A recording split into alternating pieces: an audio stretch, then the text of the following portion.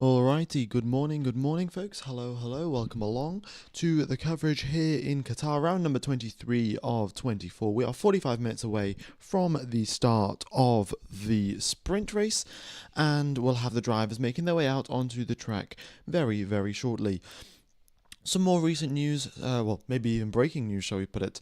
Hamilton, Stroll, Gasly, and Colapinto all will be starting from the pit lane. It's not that big of a surprise, given that we only had 1 hour of practice. A lot of drivers and a lot of teams didn't get their setup exactly where they wanted it. So, considering that Stroll, Hamilton, Gasly, and Colapinto all got knocked out of Q1, they will all be starting in. They will all be starting further down. Yeah, they'll all be starting from the pit lane. All right. F1 Gamer, you need some sweet intro music. Yes, I'm sort of looking into maybe getting that done. Next year, I've got quite a lot of plans. So we shall see how those work out for next year. For now, though, I think the streams will continue on as normal. It's only the sprint, so it's not that bad. Red Bull messed up. Max has only not got to finish behind Norris. Yes, that is true. So a little bit of background that I didn't really mention during the quali stream yesterday. Max Verstappen on his first run of Q3 did make a mistake. I think that's something that I did mention. However, what I didn't mention is that Max got some pretty significant damage. Firstly to his tires, and secondly to his floor of the car, the sort of under tray of the car, that was damaged in quite a big way when he went off onto the gravel trap in Q3. So the other thing that I would like to note is that Max Verstappen didn't come into the pit lane. He continued out on the same set of tyres, same set of softs, whereas we saw Antonelli and George Russell come into the pits. Verstappen didn't. Same tyres. So Pirelli, actually, what they said was they had a look at the tyres. At the end of the session, the teams give the tyres back to Pirelli. Pirelli analyze them, make sure that everything's safe and working as expected. And what Pirelli saw was the drivers, when they went off the track and onto the gravel, there were these very deep sort of cuts and gouges in the tyre itself, in the rubber, and it wasn't a concern for safety. However, it was something that Pirelli are going to continually monitor, and we will we'll sort of see how that goes. But one thing we know for certain, these gouges and these cuts in the tyres will be not helpful to Max Verstappen's pace, and they're not helpful to any driver's pace, really. So two sort of things going against Max Verstappen, totally down to his own fault, really. In Q3, on the first run, he was the driver that went off into the gravel, and that resulted in his floor getting damaged, and that also resulted in the tyres being damaged as well. However, he is allowed to repair those parts, so Red Bull will have maybe replaced them, maybe repaired them, and Verstappen will have a car that is no longer damaged for the sprint race, so I suspect he will be able to get ahead of Yuki Tsunoda. Are they allowed to repair damage? That is correct. Yes, they can repair damage if it was, directly caused by a crash there. However, you can't change engine components or anything like that. You can change bodywork parts if it was caused by damage during qualifying, so that is okay. And as long as you replace it with the exact same part, you can't replace it with an upgraded part, you can't replace it with a downgraded part. So Red Bull should have had a spare part of that exact specification, and they will have put that on to the car. The new gravel trap seems like a mistake. Well, I think it's actually a good thing. Obviously it wasn't great for Max Verstappen's quali session, but, he made a mistake. He got punished for it accordingly. And that was something that we didn't really see in Qatar very often. The curbs are sort of very wide, and the drivers can take so much curb, even go off the track quite significantly, and they get no sort of penalty for it. And then, at that point, what is the point of having a white line?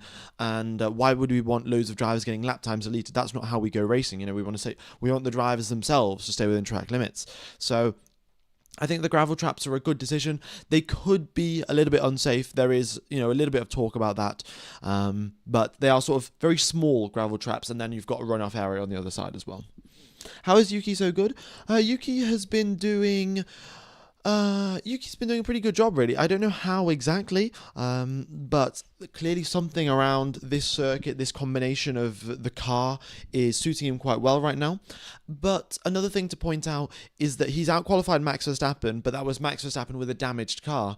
And Tsunoda was 3 tenths back from Verstappen quite consistently throughout qualifying, which is a step in the right direction. Previously, it was about 6 tenths or so. Now it's down to 3 tenths, at least for this weekend. We'll see if that continues in Abu Dhabi. But I think Tsunoda also knows that it's now crunch time, very much high pressure. It's now or never. If he can't deliver in the next 2 Grand Prix, then he will lose his Formula One seat most likely. There's talks of Arvin Lindblad joining Formula One. There's talks of Isaac Hadjar taking Yuki Tsunoda's seat. And then there's also talks of Liam Lawson being the other Racing Bulls or V-Carb driver. And then Tsunoda, of course, will be left without a spot. Right.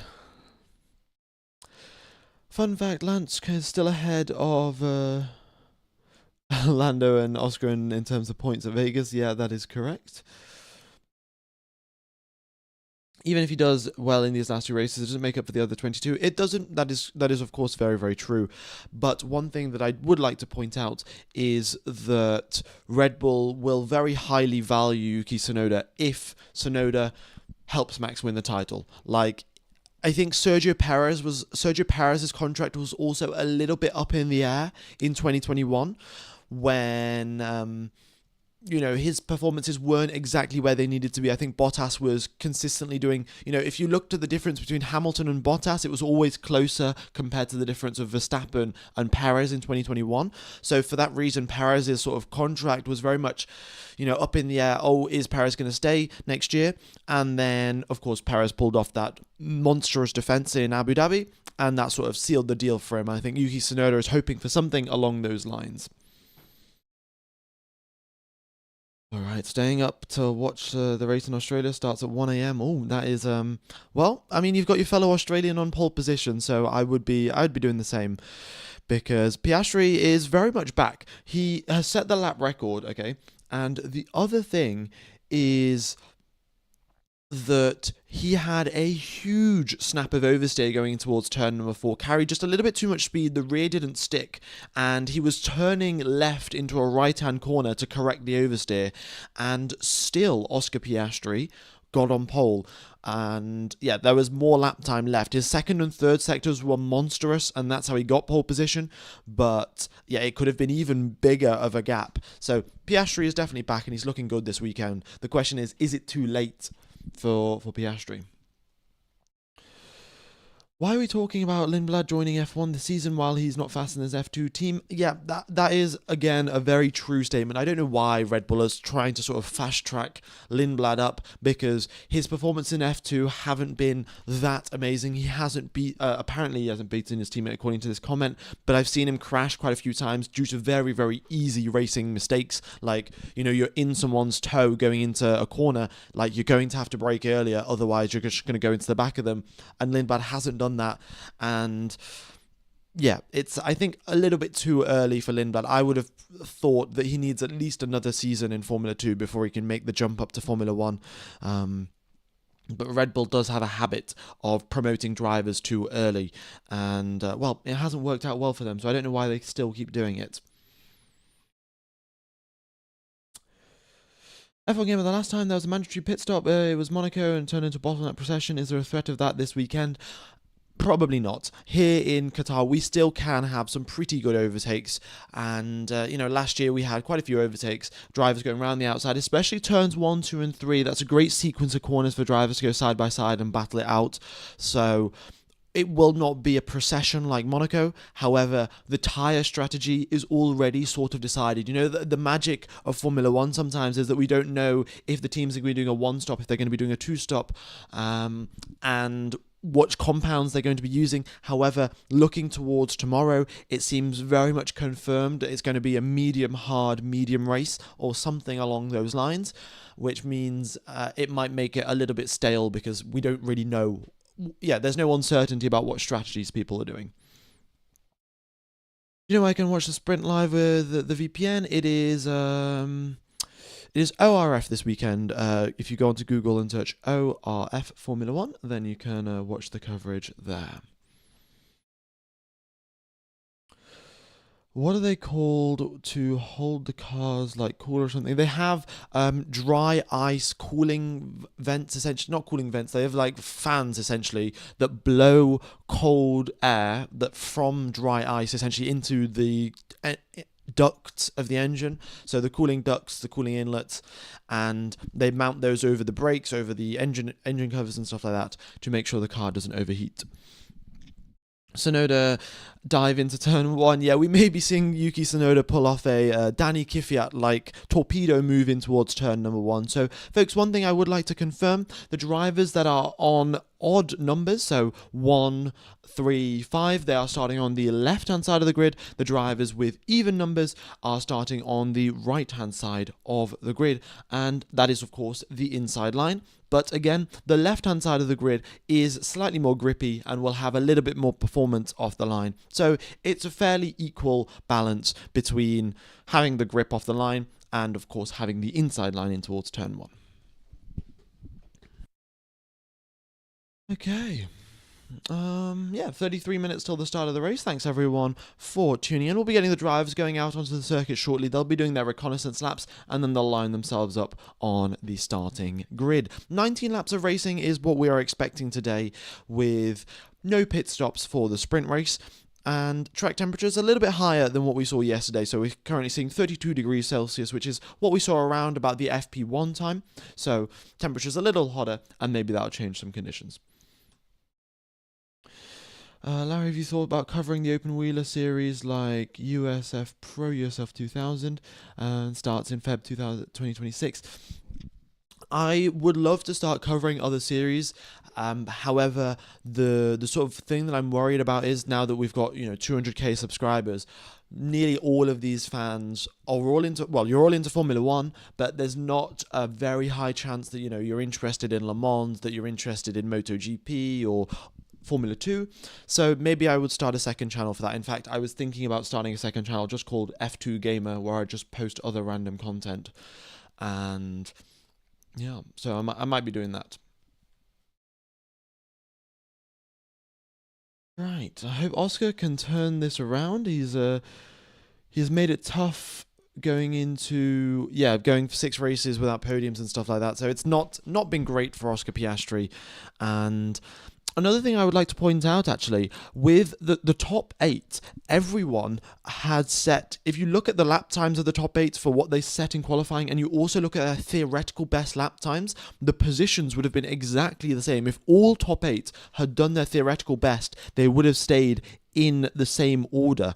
The exception, of course, being Charles Leclerc. Leclerc in 9th position. He had quite a bad final Q3 lap and didn't manage to put it together. If he had done his theoretical best time, he would have been up there in 5th position ahead of Yuki Tsunoda, and Tsunoda and Verstappen would have moved down. But yeah, Leclerc couldn't put it together, and Hamilton's been having quite the tough weekend. And when asked about what he can expect for tomorrow, he said, what did he say?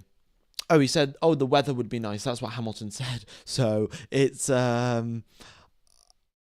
don't even know what to say, really. Hamilton has not been doing the greatest in the past few weekends, and his motivation is probably at an all-time low.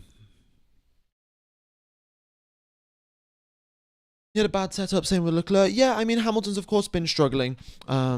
Things haven't been going amazing for, obviously, everyone. Things haven't been going amazingly for Hamilton for most of this season. But another thing I would like to sort of point out, that, we have had stages where we've had drivers with multiple world championships go to teams that aren't doing so well. So we had Fernando Alonso in the McLaren Honda days. We had Seb Vettel move to Aston Martin. And whenever that happened, you would still have Fernando Alonso outqualify his teammate every single time. You would still have Sebastian Vettel outqualify his teammate every single time. But that has not been that common of occurrence in the Ferrari team this year. Hamilton is losing, I think, to Charles Leclerc now 17-9, or no, 17-9 might be wrong. Oh no, it might be right, actually. 17-9 might be the difference between Leclerc and Hamilton in the qualifyings, if you take into account the sprint qualies as well.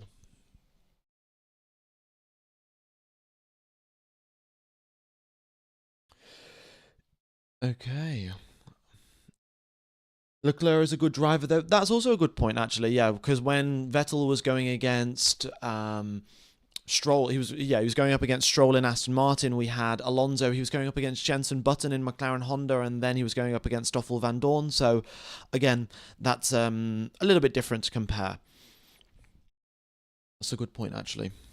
Do you think Hamilton will go back to Merck in 2026? I don't know if Merck will take him, really. I think Merck are planning on having Kimi Antonelli be their star driver in 2027. That is sort of what they're aiming for. They don't want two-star drivers at the team. So I don't think that Mercedes are taking Hamilton back. And also, I would, with the way things have gone for Lewis Hamilton this year, and is any team really that interested? Like, what do you guys think? Is any team interested in hiring Hamilton right now? Like, he's got huge leaps and bounds of experience, more than the rookie drivers, but he's going to have a very big salary regardless. Like, he's not going to take a pay cut realistically. And, well, is his pace at the same level as what the other rookies can provide? Bortoletto's been quite consistently beating Hulkenberg on occasions. We've had Hadjar been doing fantastically, getting podiums. So I'm not particularly sure. Where does that put George? Well, George is the driver that they're using Kimi Antonelli to sort of train up. That's why they want. That's the sort of way Toto Wolff has been looking at it since 2016, after Nico Rosberg left. Essentially, what they saw was, we do not want two-star drivers. It causes way too many problems. McLaren have also encountered the same thing this year. But it's very nice to have one-star driver and then a rookie that is sort of getting trained up, learning from one of the better drivers on the grid, and then eventually, Russell may leave, his contract will run out, maybe he'll go to a different team, and in that situation, Antonelli will still be there, able to deliver for the Mercedes team.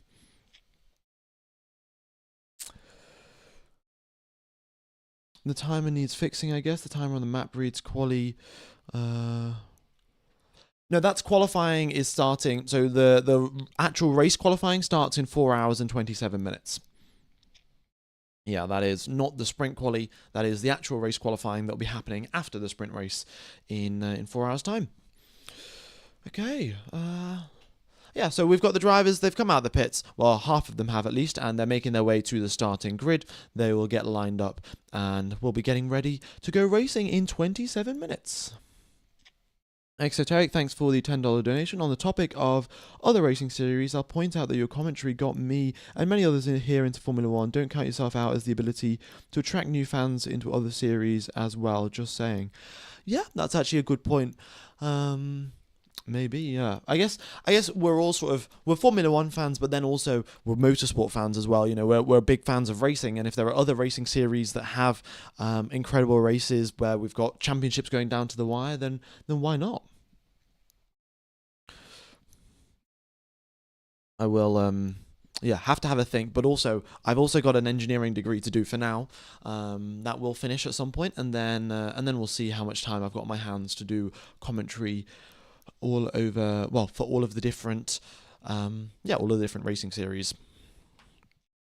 Right, wind is 9 kilometers per hour today. 9 kilometers per hour, so a little bit stronger than what we saw in yesterday, but it's still not too big of a concern for the drivers. It looks reasonably consistent, and it's not too gusty or anything along those lines. When are they stopping the recon? Probably in another 9 minutes, I think. Yeah, 9 minutes, and then I'll stop their recon laps. All right. Why is the F1 Gamer Instagram down? Oh, there's a new F1 Gamer Instagram. It is F1 Gamer _official. I think that's the same on Twitter and on Threads and everything. So if you guys could go follow me there, that'd be fantastic. My previous one got deleted because I, 3 years ago, I posted some copyrighted content and they didn't care about it for 3 years. And then, they deleted my account a month ago or something. So, there's a new F1 Gamer Instagram. And go ahead and follow it. What engineering are you studying? It is mechanical engineering, folks. Mechanical engineering. Oh, in fact, the recon laps are closed right now. So we've got the drivers that are already in the pits. Oh, Stroll's not starting from the pit lane. Oh no, Stroll will be coming back into the pits. And Russell, Verstappen, and Antelli will be making their way to the grid right now.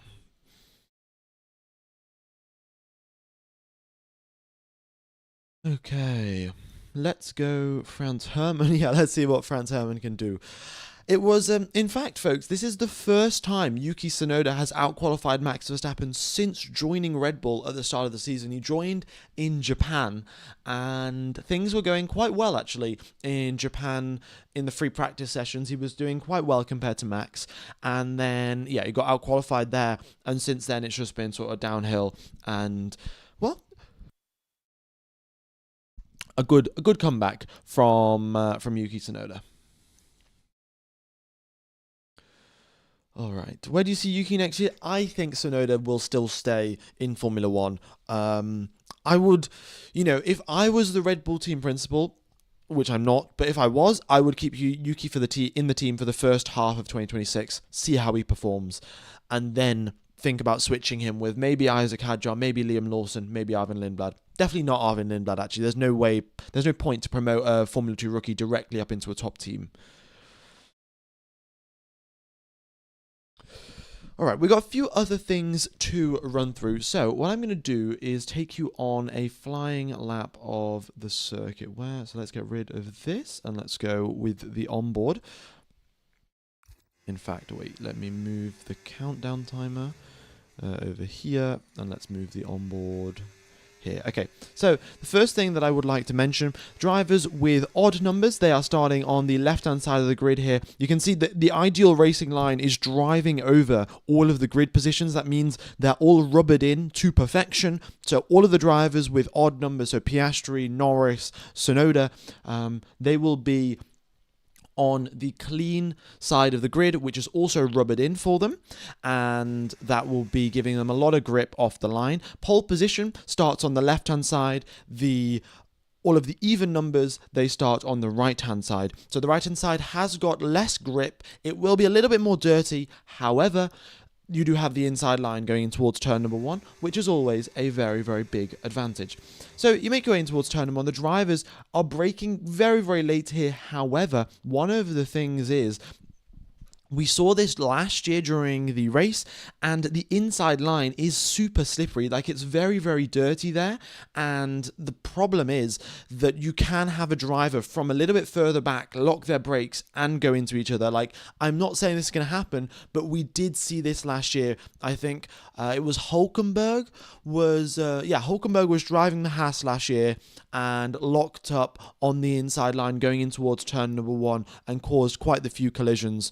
So it is possible, and it may be Tsunoda that goes bowling and takes out Norris, and Piastri and Verstappen gets closer. We shall see what happens, but it is Piastri on the first driver on the left-hand side, Norris is the second driver on the left-hand side, and Tsunoda is the third driver on the left-hand side. So, it's an ideal position, let's put it that way.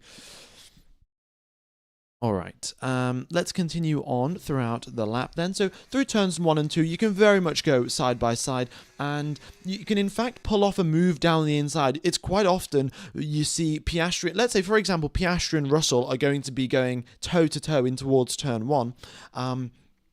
Piastri could compromise himself trying to defend against George Russell so much that Norris could swoop through the inside line and overtake both of them. That was very close to what happened last year. However, Verstappen was the driver in that situation, and he just got his elbows out and said, "No, Norris, you're not going past." And that's exactly what happened.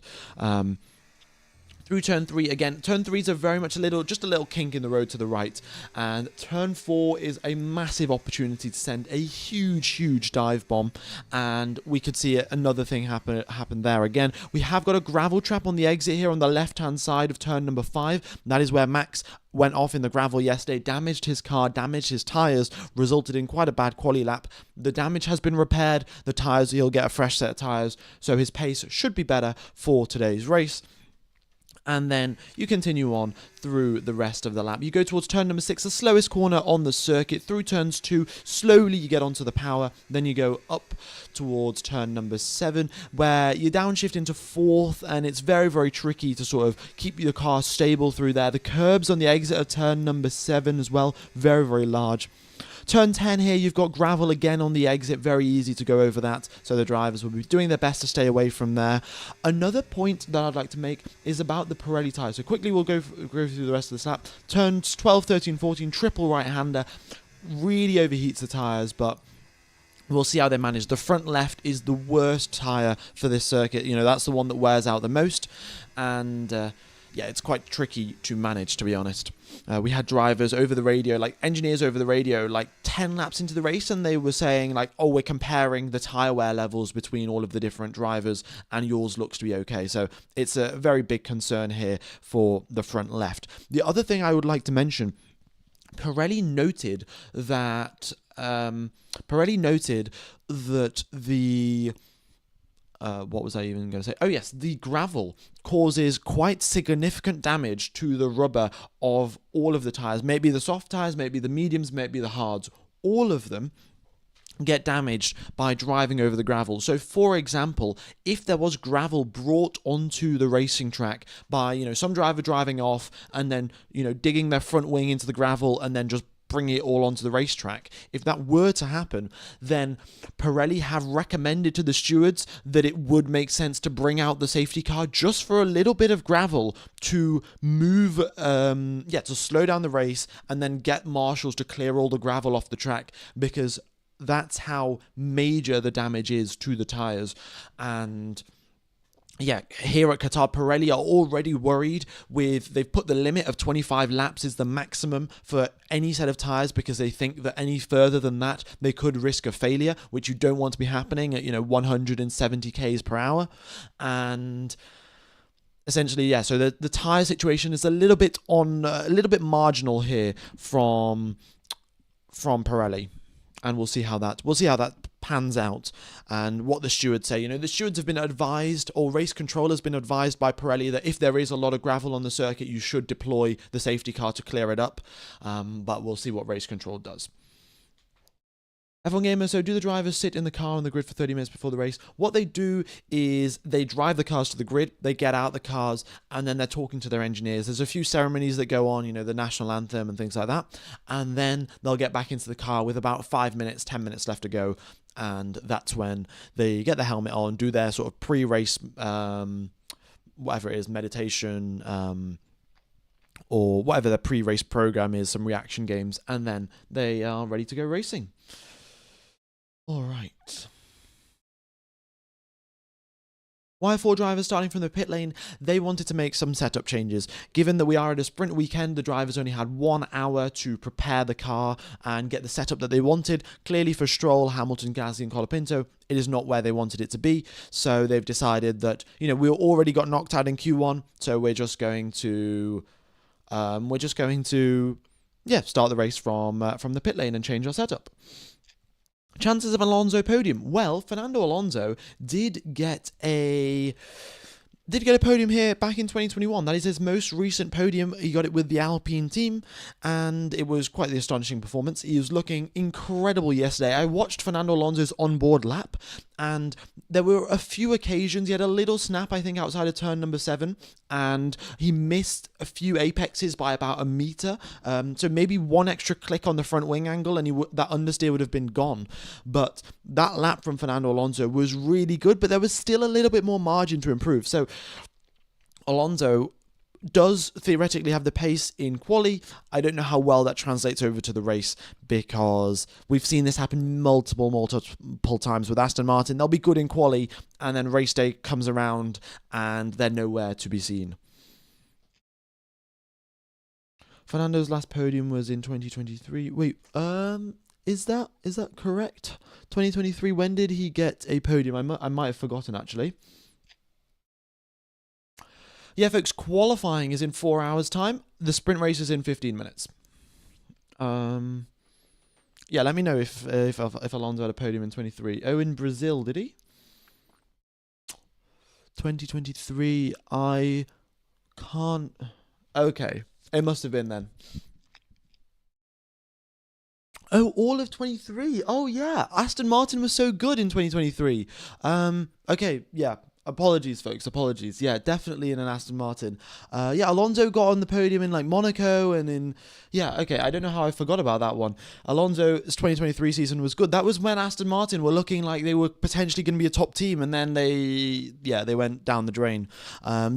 Every single upgrade package was consecutively a downgrade package in 2023. Apologies for forgetting that one. I don't know how I forgot that, but. Yes, Fernando Alonso.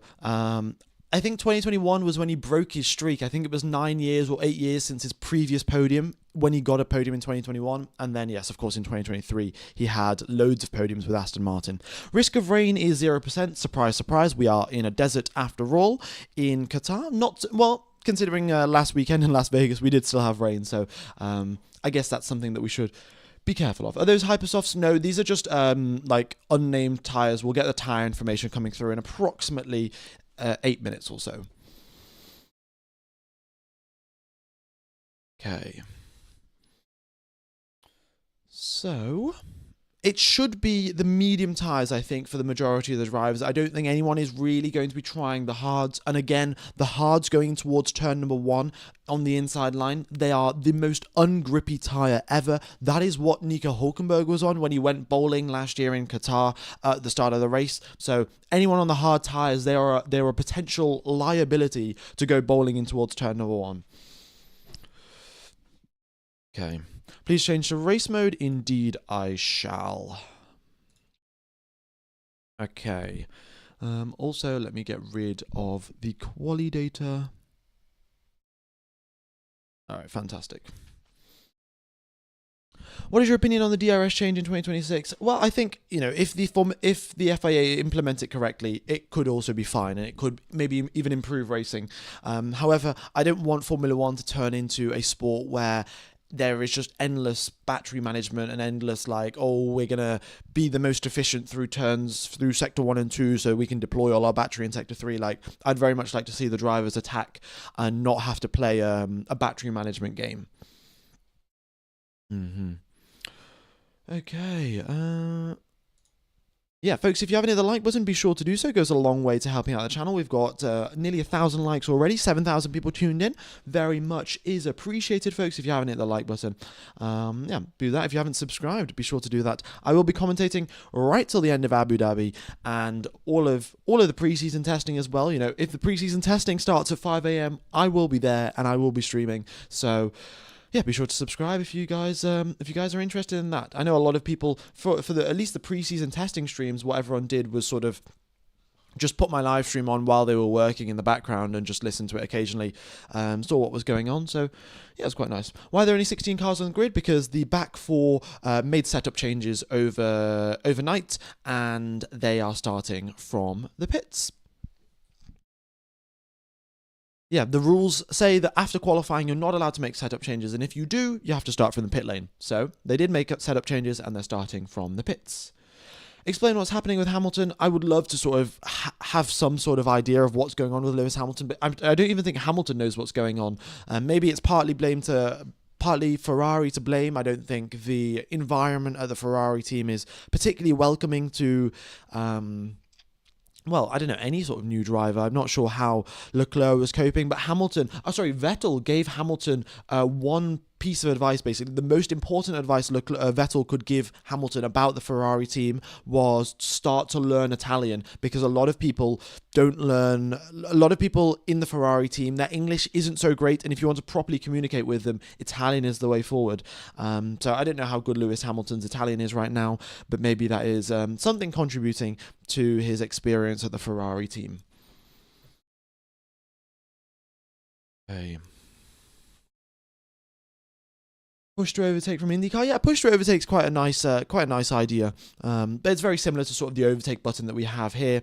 But of course, push to overtake may have, you could put a limit on it. You can only press it for 5 seconds per lap or per 5 laps or something like this. Vettel said that they talked behind your back as he found out, and that's why he left.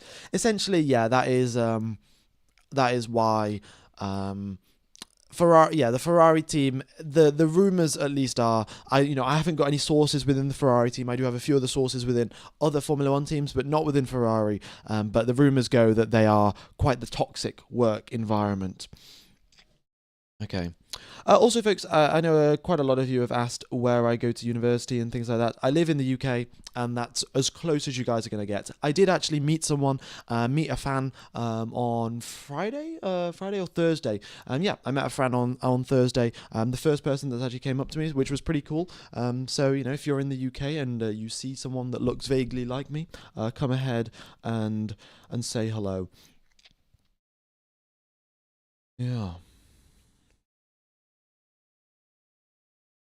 Did they fix Max's floor issue? That is correct, folks. So Max did damage his floor during qualifying, and that has been repaired. As long as Red Bull had the exact same spare parts, they're allowed to swap the parts out in between qualifying and the race. Do I have bodyguards? No, no. Yeah. We'll have 19 laps of racing here, folks. Track temperature is falling a little bit, and sunset. I think the sun has already set. Let me check what time it is in Qatar. Sunset time. Qatar sunset time. I think the sun set 5 minutes ago. Okay. Brilliant. So yeah, track temperature will be falling throughout the sprint race, and we'll see how that goes. Will the actual race have different results to the sprint? Oh yeah, for certain. Because the teams now, they will do the sprint race, they will work out the inconsistencies, the problems with the car, and they will have, 4 hours or 3 hours to repair the car, or not repair the car, but change whatever they want to change, and then they'll go again for quali. So it's quite often that the qualifying result will be different to the sprint quali result. Yeah. And another thing that I would like to point out is that Oscar Piastri was on a mega roll yesterday. I think I'm just going to change it over to this. There we go.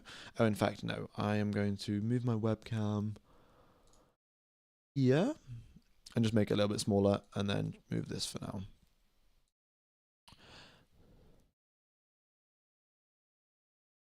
So you guys can read the team radios.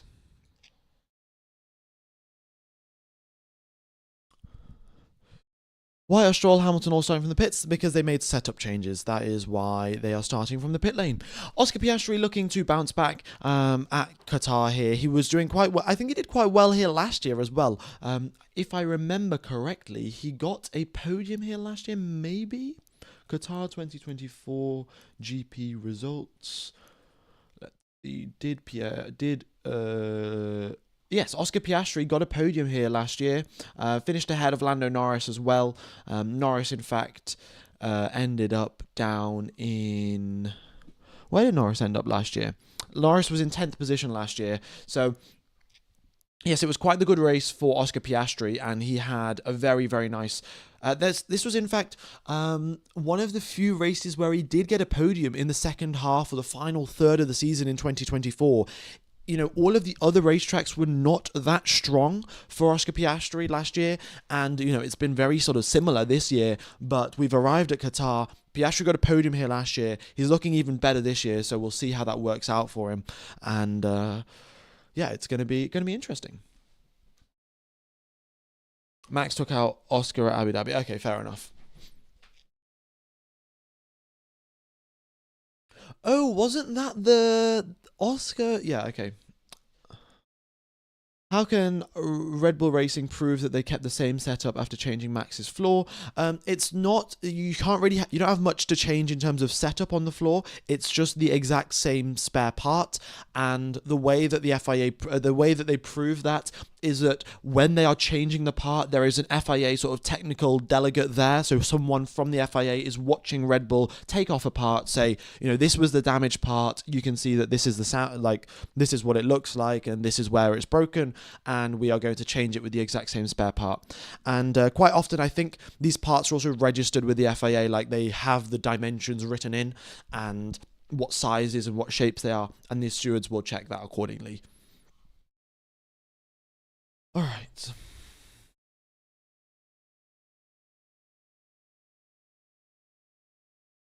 Do you think Tsunoda is going to pull some special maneuvers against the Papayas? Well, look, I think if he does pull some special maneuvers and Max wins the title, Tsunoda will keep his seat. So it is in maybe Tsunoda's best interest to pull some special maneuvers, and we'll work out what Tsunoda does. Oh, tyre information coming through. Okay, so it looks to be medium tyres so far. And here comes the rest of them. So everyone starting on the mediums, as is expected, really. However, the bottom three are on a fresh set, and everyone else is on a used set of tyres that they used during SQ1 or SQ2.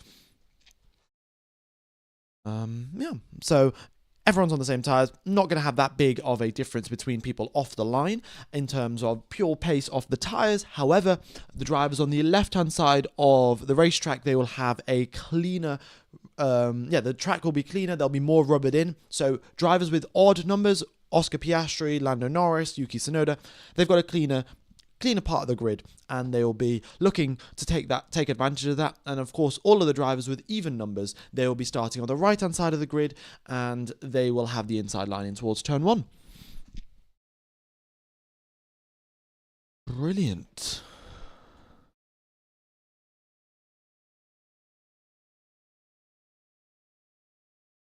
Will he get, if Tsunoda crashed into Lando into turn 1, will he get wait, what? Have they just switched over to hards? What's going on? What? The hard tyres are not optimal. Like, I would like to confirm here. Look, going back to last year, I looked at Nico Hulkenberg's on board. He was on the inside line going towards turn 1 on the hard tyres, had no grip, locked up, crashed into I think 2 other drivers, and ruined his race, ruined quite a few other drivers' race. And they've just switched over to the hards. Okay. I will confirm, folks, what tyres they're on. As soon as they get underway for the formation lap, I'll let you know if the hard tyres are the correct piece of information or the medium tyres are the correct piece of information. Okay, but here we are, folks. Round number 23 of 24 on the Formula 1 calendar in 2025. We are here at the Qatar International... the Lusail International Race Circuit. 5.4 kilometers is the total track length. We have not got any elevation change whatsoever. It is 4.2 meters between the lowest and the highest part of this racetrack. And it is so fast-flowing and smooth, but it does put a lot of strain on the drivers. This is the most intense race for the drivers of the entire season. Singapore used to be the most intense race, not anymore. Qatar is hot, humid, and also loads of high-speed corners, which makes it a triple whammy for being really intense for the drivers. We have only got one singular DRS zone down the main straight at this racetrack, so overtaking may be potentially a little bit limited. We have got a slightly higher track temperature of 31 degrees Celsius, air temperature of 25 degrees Celsius, and one final thing that I would like to point out, the curbs at this racetrack are extremely vicious, extremely cause a lot of damage in terms of vibrations and bumpiness for the drivers, but also it's not ideal for the engine components. We're reaching towards the end of the season. Engine failures are a little bit more likely, unless, of course, you took a fresh engine like Max Verstappen in the Brazilian Grand Prix. Track's not too hot in terms of, it's 31 degrees. Considering we're in a desert, it's not that hot, but it was definitely hotter than what we had in quali. And it still doesn't make sense to have hard tyres. So we'll be getting the formation lap starting in 1 minute and 10 seconds, as you guys can see there on the screen, and we'll be going racing. So starting from the back, we've got Gasly, Colapinto starting from the pit lane. Then we've got Stroll and Hamilton also from the pits in 17th and 18th. Then Ocon and Lawson will be starting back to drivers on the grid, and then we have the two Saubers, 13th and 14th position for them. They were doing quite well actually in Q1, but then that pace sort of disappeared going in towards Q2 and Q3. And then we have Ollie Behrman in 12th position, out qualifying his teammate once again. Isaac Hadjar doing the same thing. He is in 11th. And looking at the tyres here, everyone, by the looks of it, is on mediums. So folks, the data that is showing up there is incorrect. Everyone is on the medium tyres. Nobody is using the hards. So that should refresh itself at some point. If not, we'll stick with it for now. But it is medium tyres for everyone. Okay, and yeah, here we go. 0 seconds left, and the formation lap is underway. Oscar Piastri leads the way out down the main straight, and everyone is trying to build up that track, trying to build up the tyre temperature, getting everything warmed up, left, right, weaving, getting all of the engine oil and everything up into temperature as well. And we are getting ready to go racing here in Qatar. 19 laps of the sprint race. That will be approximately 100 kilometers of racing. Not a single pit stop to be expected, and we'll be having a lot of action up ahead. Oscar Piastri starting from pole position with George Russell alongside him, and then we'll have Lando Norris in P3, Fernando Alonso in P4, and Tsunoda in 5th, and Max Verstappen in 6th. I think this is Alonso's best qualifying position this season, maybe. It's looking pretty nice for him.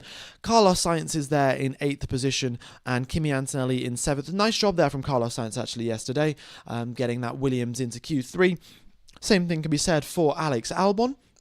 Also, of course, the first time Yuki Tsunoda has outqualified Max Verstappen this season round. Of course, that was partially down to the damage that Max Verstappen's car had, but regardless, a good performance from Tsunoda, and that is what we like to see. Thanks for the donation here, Becky's and Tonto X. Good afternoon, F1 Game. Apologies I wasn't about for Vegas, slept through the races, lol. How are we feeling for Verstappen's title chances after the double DSQ? Well, Verstappen's title chances are looking good, but it does rely on him, well, getting up into P3 and finishing ahead of Norris for this sprint race, because if Norris outscores both of these drivers by 2 points, then there is no way that they win the title going in towards Abu Dhabi. So this weekend is make or break for Lando. Lando could win it this weekend if he can put it together, but Piastri, his teammate, looks just a cut above him right now, and well, Norris is going to have to do something to close that gap. Thanks, Chosen Mal, for the donation as well. Refreshing the data is not going to help. This has directly come from the FIA. So, just again, like to confirm, it is the medium tyres for everyone. The data will resolve itself at some point, I hope. If not, everyone knows that anyway. Brilliant. So the formation lap is coming to an end. We'll have the final 4 drivers from 17th to 20th pull off into the pit lane. Oscar Piastri is already lined up on his grid position. So is George Russell. And then Lando Norris is in P3 as well. Here we go, folks. Here we go. Final few cars are approaching the back of the grid. The tyres are cooling down for the drivers at the front. We've got all of the red lights flashing from the Formula 1 car safety lights, and as they have lined up on their spots, we have got the green flag waving at the back of the grid, and we have got 1, 2, 3, 4, 5 lights, and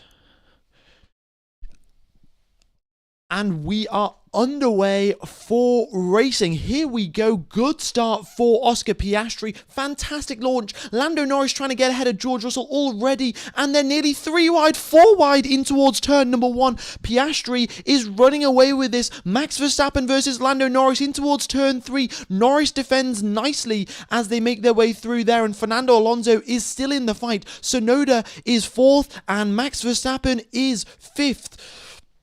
As they go into turn 4, Tsunoda yields Verstappen up into P4, and I think that was nicely done there by the Red Bull crew. Tsunoda's now going to be defending against Fernando Alonso, and Piastri has nearly broken DRS, and we're only into sector number 2. He's already broken DRS. It is so close out there, and Piastri is doing a fantastic job. Tsunoda as well stays in 5th position, and Max Verstappen up 2 places. He's behind Lando Norris, and Norris has already lost DRS to George Russell. How has that happened? I have no idea, but the gap between Verstappen and Norris, half a second. Between Norris and Russell, 1.1 seconds. The DRS will be Piastri getting enabled on the following lap. So no DRS until lap number 2 of this race.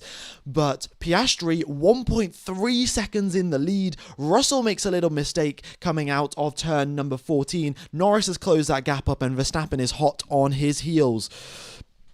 Okay, fastest final sector for Piastri, and well, he's gonna try and drive off into the sunset. That is aim number 1 for Oscar Piastri, and that will help him. That'll close up the points gap from 24 to 22 still in Lando Norris's favour, of course. Okay, so we have got a few other drivers making up some places. We've got Hadjar up 2 places, Bortoletto up 2, and Lawson up 2 as well. DRS has been enabled, but only one DRS zone on this race circuit. It is there on the right-hand side of my webcam. That's the detection point. The DRS zone itself is below. Max goes purple, sector number 1, and, well, Lando Norris's nightmare is staring at him in his mirrors. There is a charging Red Bull from his that he can see from his McLaren, and well, Norris is looking in his mirrors left and right, seeing how close Verstappen is gaining on every one of these corners. Both Williams ahead of both Ferrari drivers. Somehow Charles Leclerc down 4 positions. I don't know how he has done that one, but another bad day for the Ferrari team.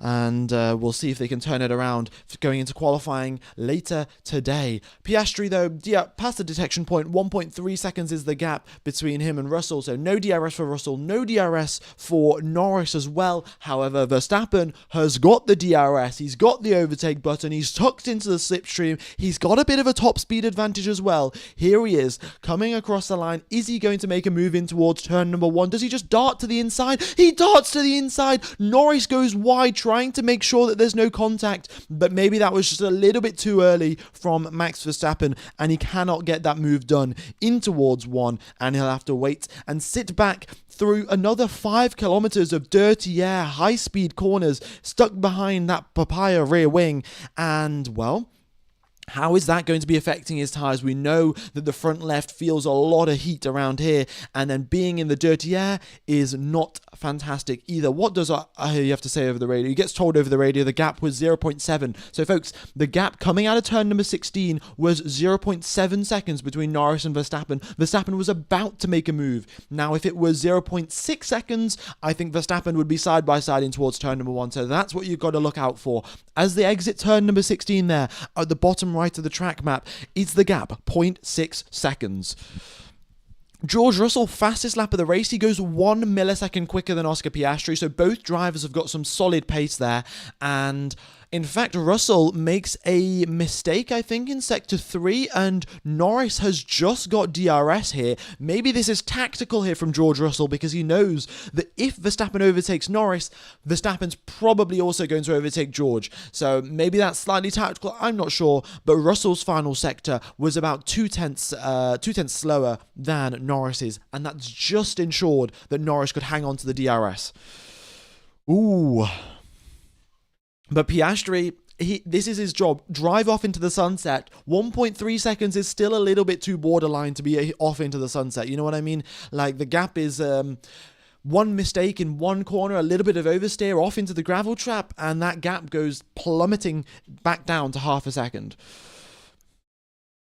All right. Thanks everyone for tuning in. We've got 26,000 people tuning into the live stream. Thanks all for coming along to the coverage. I'll be streaming the qualifying in 3 hours and 50 minutes, and I will also be streaming the race tomorrow, which will be incredible to see.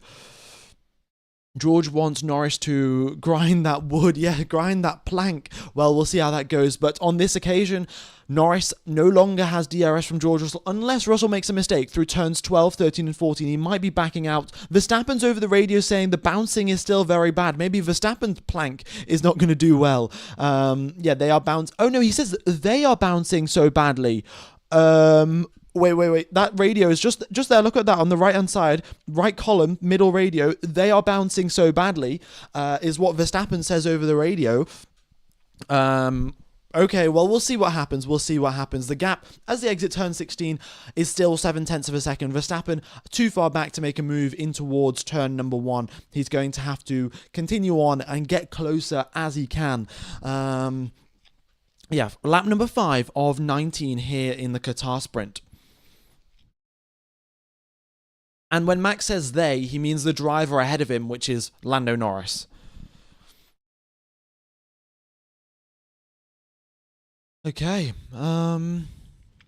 Yeah, further down the pack, we got Antonelli trying to overtake Fernando Alonso. We got Hadjar trying to overtake Sainz. We have got Bortoletto trying to do the same on Albon, and then a few more squabbles further down. But Oliver Behrman is ahead of Charles Leclerc. I mean, the Ferrari meme is as accurate as always, and Leclerc's just got a lap time deleted for exceeding track limits. And Ollie Behrman is ahead of Charles Leclerc, or Esteban Ocon is ahead of Lewis Hamilton. All right. So here they go then, through turns number 13 and 14. What is that gap between Max Verstappen and Lando Norris? It is 0.8 of a second. Through turn number 15, does it get any closer? Not really. 0.8 again is the gap. Norris doesn't get DRS on George Russell, but Verstappen is still a little bit too far back to get the DRS on Lando Norris. And, well, he can get the DRS, but he's not going to be close enough to send a move to the inside. Unless he's going to send a move from 20 car lengths back, which, could work.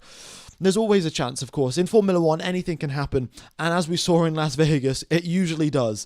So we're on lap number 6 now. And Fernando Alonso is still in 6th position after losing 2 positions off the race start to Yuki Tsunoda and Max Verstappen. When Sauber is the highest powered Ferrari car, yeah, I mean, it's typical Ferrari stuff. Leclerc wasn't happy with the setup yesterday, and neither was Hamilton. Leclerc managed to get it through into Q3. Hamilton knocked out in Q1. Thanks for the 5 membership donations. Very much is appreciated there. World of Frage. Yeah.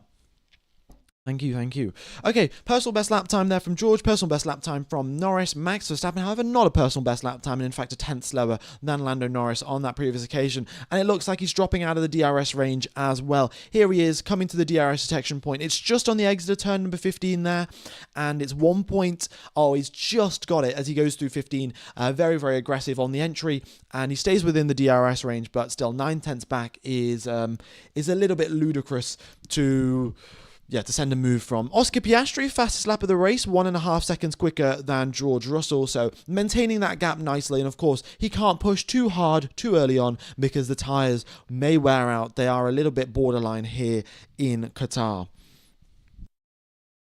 The tyre age display isn't working. Yeah, the tyre age display is working for all of the medium tyres, but for the hards, they're obviously not working because nobody's actually out on the hards. There's a glitch in the data. Everyone's out on mediums, and they're all 12 laps old or 13 laps old because they were used during the sprint. So 5 laps during the qualifying and then 7 laps during the sprint. Verstappen's having issues with his radio. He's saying the radio is really crackly. Fair enough. Billy, watching from the Philippines, go Max. Thanks for the donation. And go Max. We'll see what you can do. Currently, if the race finishes in this position, Oscar Piastri will bring the points gap from 24 to 22, and Max Verstappen's point gap will go from 24 to 25. And, well, we'll see how it goes. We've still got 13 laps left of racing. Still a chance of a safety car. Still a chance of, anything happening. And, it's Formula One, so let's wait and see. Lewis Hamilton is 2 seconds behind Stroll and not gaining, which is not great. In fact, Lewis Hamilton is defending against Pierre Gasly. I mean, how things have gone so downhill, I don't even know. But, his positive thing for today was, the weather's going to be nice. And that's all he said. There was no sort of, the car will improve, we'll change the setup and the things will get better. No, he's stuck behind. He's stuck behind Lance Stroll, and he's defending against Pierre Gasly. Max Verstappen has very much dropped out of DRS range, unfortunately. Lap number 8 of 19, and those medium tyres just overheating a little bit too much, to be honest. With that sort of energy going through the tyres, it is inevitable in some sense that when you are stuck behind another driver, your car slides about a little bit more and you're trying to overtake them, you're going to use more tyre life, they're going to overheat, and you're going to have to drop back at some point.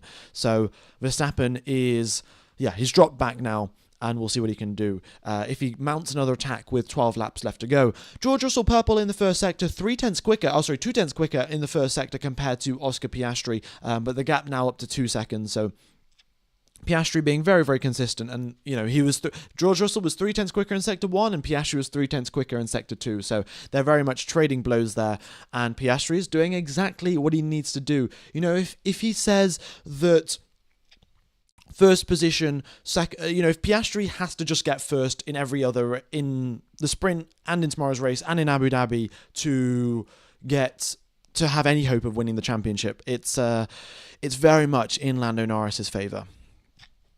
Okay. Is Max's car okay? Yes, Max's car has been repaired. I would like to confirm that Verstappen did get damaged during Q3 yesterday, but all of that damage has been repaired. He's got fresh tyres. So it's not an issue with, a damaged car or anything like that. It's the Max Verstappen or the Red Bull not having pace. Is there a glitch? They are all on mediums. Okay, yeah. Also, someone asked why I said, unfortunately, Max is in Lando Norris's DRS range. And the reason for that is, I'm not supporting Norris or Verstappen or Piastri, but what I want to see is the three drivers go into Abu Dhabi with the potential to win the title, all three of them. And of course, if it continues going this way, then Verstappen may be out of the running, and it might just be between Norris and Piastri. And I think a three-way fight is definitely better than a two-way fight. Max was just complaining that the car is not bouncing, it's jumping. Yeah, well, Red Bull clearly messed up their setup then. They only had 1 hour to define the setup, and they got it wrong. It's not great for Max Verstappen in this current situation, so we'll see how that plays out for him. Alex Albon has just dropped out of DRS range. In fact, we've got a DRS train forming. Behrman, Leclerc, Lawson, Ocon, Hulkenberg, and Stroll, and now Lewis Hamilton as well, who's about to get onto the back of that DRS train. A six car DRS train.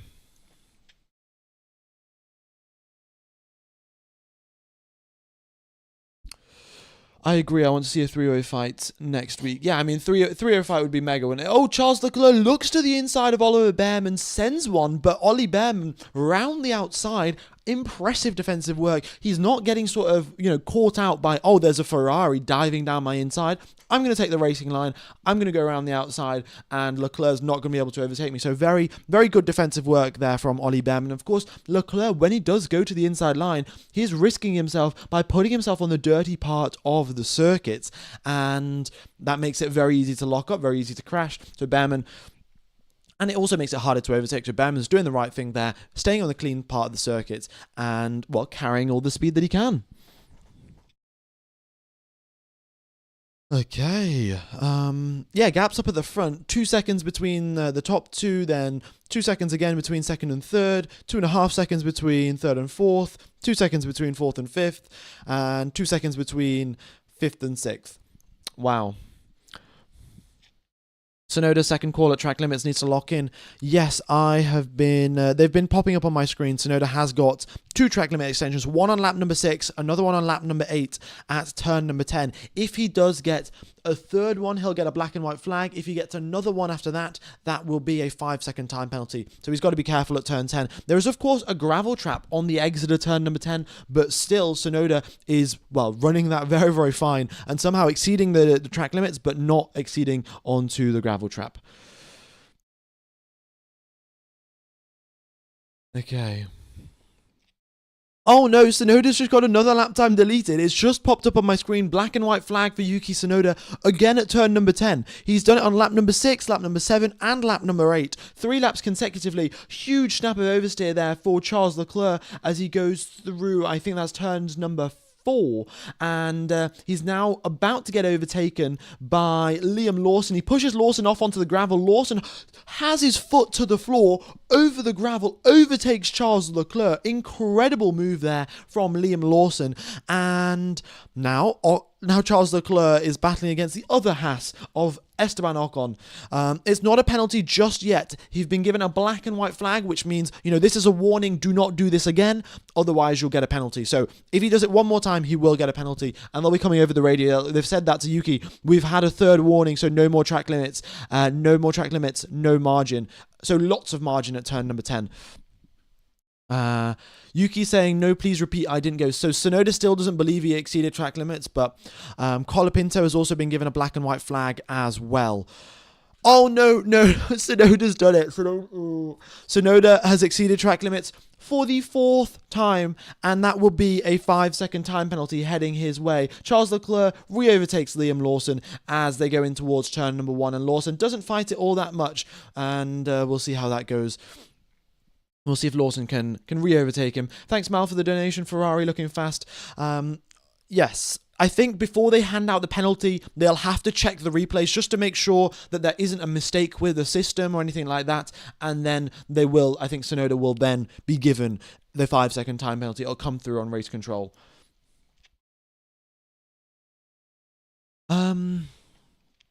Lawson's exceeded track limits at turn 6. Yeah, I mean, that was fair. He got pushed off the track by Charles Leclerc.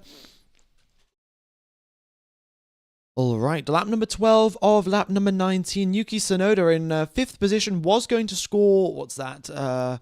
He was going to score 3 points, 4 points, something like this. Oh no, he was going to score 8, 7, 6, 5, 4. Yeah, he was going to score 4 points, and well, if that 5-second penalty comes through, which I'm pretty sure it will, it's not looking good. Norris purple in the final sector. He's looking to close that gap up to George Russell. Verstappen is 4 seconds behind Lando Norris, so it looks like it is very much over. So for Max Verstappen, and Antonelli gets ahead of Fernando Alonso going towards turn 1. Alonso doesn't defend all that hard, and Antonelli gets the move done. We'll see if Alonso can stick with him, though, and then get an overtake done a little bit later on. Tsunoda is under investigation for track limits. Yeah, under investigation means that he will... they will check all the replays, make sure that he actually did exceed track limits, and then give him the penalty. Fernando Alonso, when he got overtaken by Antonelli, had a huge snap of oversteer coming out of 16, went all over the gravel trap, and that's why Antonelli had the overspeed and overtook him in towards turn 1. And the other thing I'd want to point out, it's just come through, folks. It has just come through. A 5-second time penalty has been awarded to Yuki Tsunoda. Currently, the gap between himself and Kimi Antonelli, 2.5 seconds. The gap between himself and Fernando Alonso is 3.8 seconds. So if that 5-second penalty was to get applied, he would come out behind Alonso. All right. Oh, track sector slippery turns to... Oh, so they're saying Alonso kicked up a lot of gravel and has now brought it onto the circuit. So we'll see if Pirelli recommended to race control that the tyres, that the gravel makes huge cuts and gashes in the rubber, and it's a little bit dangerous to keep racing with gravel on the racetrack. So we will see if race control deployed the safety car for the gravel that Alonso's brought onto the circuit. Pirelli essentially said, if the drivers do it lap after lap after lap, it would be unsafe. Stroll comes into the pits. I'm not sure exactly why, but clearly his pace wasn't great and must be some sort of issue. Oh no, they're changing tyres. Okay, are they doing a practice pit stop? It doesn't really make much sense. It must have got damaged somewhere, but it's a set of softs for Lance Stroll, and he'll be coming out onto the circuit again. Why there's so many cars on hards? The hard tyres, this is a glitch, folks. Everyone is out on medium tyres, with the exception of Lance Stroll, who is out on now soft tyres. Chill Tsunoda's on maximum sensitivity. Well, maybe, but again, Tsunoda has been... he was given multiple warnings about not exceeding track limits, and yet he still did. So, even if your car has maximum sensitivity, you can drive a little bit slower through one corner to make sure you don't get a penalty. And, Tsunoda unfortunately did not do that. He exceeded track limits 4 times in a row at turns number 10. He did it laps 6, 7, 8, and 9. 4 laps consecutively exceeded track limits. 0 overtaking zones on this track. Yes, I would have thought that this DRS zone that we've got here, it starts just before the start-finish line, right? If that got extended back an extra, 100, 200 meters, it would give the drivers much better of a run going in towards turn number 1 to make a move down the inside. And that would have made, I think, the battle between Norris and Verstappen a lot more exciting.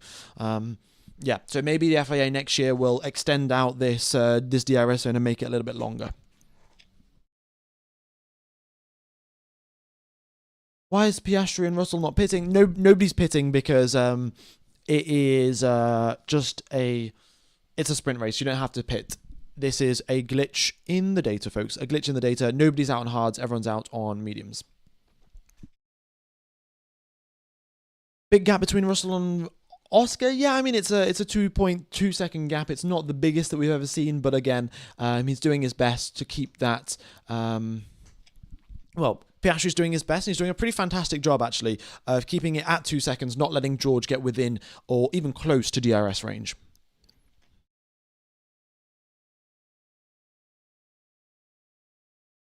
Okay, what's going on with Stroll? Some sort of car issues, I suppose. Or maybe they're just trying to get some more information. Are the soft tyres a good race tyre? Because with a guaranteed 2-stop tomorrow, the tyres, we're going to have 57 laps of racing, and the drivers have to pit. They can't do more than 25 laps on one set of tyres. That means they're going to have to do 2 pit stops. So I think Aston Martin might be experimenting and seeing, are the soft tyres a good choice to go racing in? Which laps will Tsunoda serve his penalty? Tsunoda will not serve his penalty. The penalty will be applied at the end of the race. So if Alonso is within 5 seconds of Tsunoda coming across the line, so Alonso will finish ahead of him. If Alonso is, 6 seconds behind Tsunoda, then it's not going to be a problem, and Tsunoda will retain 6th position. Folks, we've got Lance Stroll, clearly the GOAT here, purple sector 1, purple sector 2, and he's now just making his way through turns number 15 and 16, and looking pretty fantastic here for Lance Stroll. It may even be purple sector 1, purple sector 2, purple sector 3 as he comes across the line. Here we go. What's it going to be for the GOAT? Unfortunately, not a purple sector 3, but he does have the fastest lap of the race by the margin of 1 whole second. 1 whole second, 9/10 of a second. That's how much quicker he is than Oscar Piastri. Damn, Stroll. Look at that. He's so far ahead. Look, here's Stroll. Here's Oscar Piastri. Stroll is clearly the GOAT of Formula 1. All right, we're on lap number 16 of, lap number 17 of 19 as Piastri just comes across the line now. 3 laps remain of this race, and they're all setting personal best lap times, so tyre management, not too much of a concern right now. The fuel has burnt off the car, and the drivers can push as much as they would like for the final 3 laps of the race. Max Verstappen, 3.5 seconds back from Norris 1.7 seconds back from George Russell, and nobody really able to get close. Antonelli's been given a Antonelli's been given a black and white flag for exceeding track limits 3 times now, and 3 laps remain. We'll see if he gets another penalty for exceeding track limits, but he'll be getting told over the radio almost immediately to. Yeah, he's just been told, as you can see there, Kimi, we have black and white flag for track limits, black and white flag, so no more. And they've just told him to play it safe. And all he's got to do really is finish within 5 seconds of Yuki Tsunoda, and he's currently 2.5 seconds back. So he can go 2.5 seconds slower over the next 3 laps, and he'll be okay.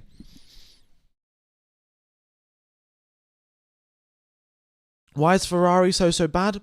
Literally no clue whatsoever. I have no idea why Ferrari are in 16th and 17th position. 13th and 17th position, because their race pace was actually looking pretty solid. If you look to FP1, their race pace was looking good. However, I suspect it must have been they were running on low fuel, whereas everyone else was running on high fuel. So, Ferrari doing Ferrari things. Okay, another personal best lap time there from Oscar Piastri on lap number 18 of 19 here in the sprint race. And if I'm going to be honest, I don't know how many overtakes that we've had, but I have a feeling I might be able to count the number of overtakes on 2 hands, maybe even 1 hand. If you exclude, of course, the overtakes on turn 1, lap 1, or just lap 1 itself. I think we had Antonelli overtake Fernando Alonso. There was a little bit of battling, I think. Behrman overtook Leclerc. Leclerc and Lawson re-overtook each other. But apart from that, I'm not particularly sure how much overtaking we've had. Gasly and Colapinto come into the pits. They're coming out on the hard tyres Gasly's coming out on a set of tyres for whatever. I don't know why they're coming into the pits, or maybe they're just retiring. Is it 3? I don't know. You guys can count. It's been an honour, Max. Thanks for the 366 points. Yeah, it's not looking so good, but of course his car has been bouncing. He was complaining, saying the car is jumping about.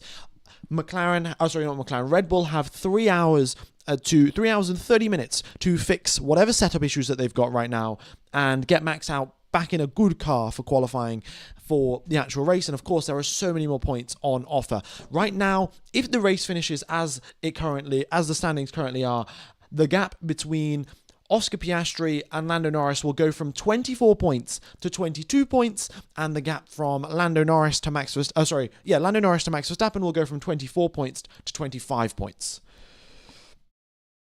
So unless Lando Norris gets a DNF in Qatar, the championship is looking very, very over. But of course, that is if Verstappen has got no pace in quali, and I have a feeling that Red Bull are going to change the setup. They're pretty good at doing this. And another thing I'd like to point out, folks, overnight, so when Verstappen was complaining about the car being bouncing about and things like that, what the Red Bull test drivers do back at the factory, they work all night trying to find a setup that isn't going to bounce about, that's still going to be quick. So they've had their test drivers working 24/7 round the clock to find a better setup, and now once Parc Fermé finishes, Verstappen will be able to put that setup on, and well, maybe that will turn things around.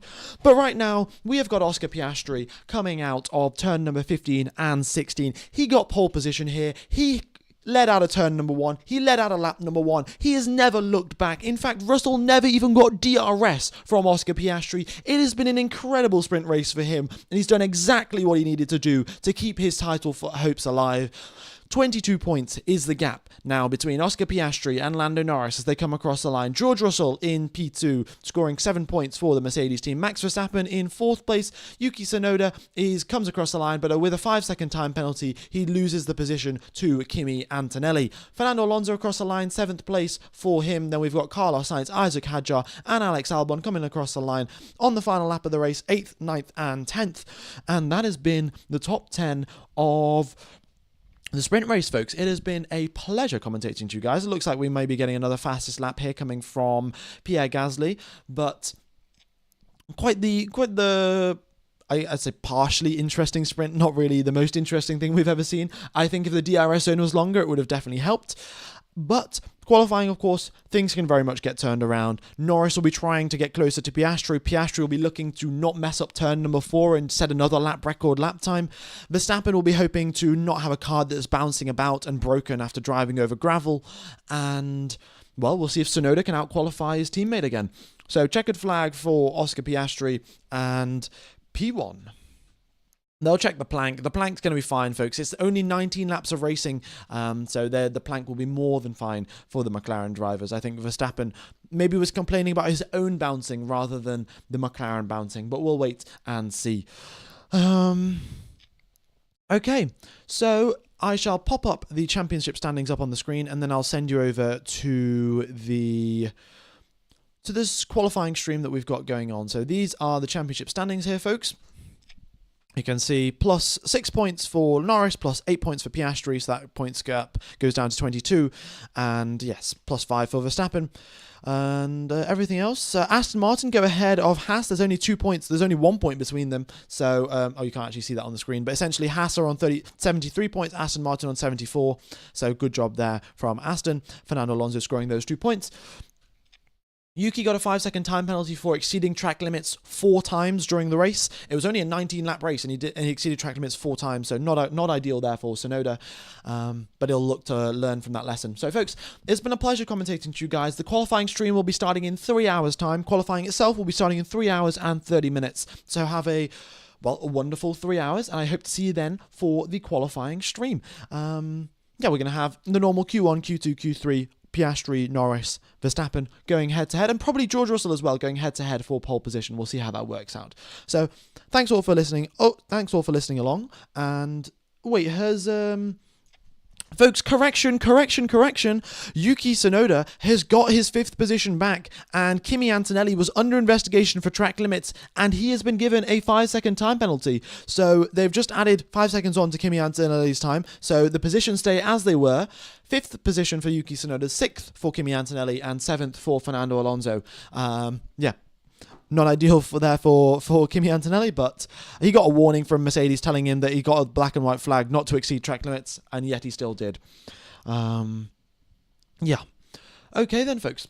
I shall see you all in 3 hours' time for qualifying, and yes, in fact, let me put the link up on the stream. I'll put the link in the chat for that. Okay, quali.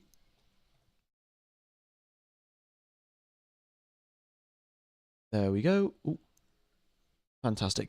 Right, so I'll see you in 3 hours, folks. Have a wonderful 3 hours, and I'll see you then. Bye-bye.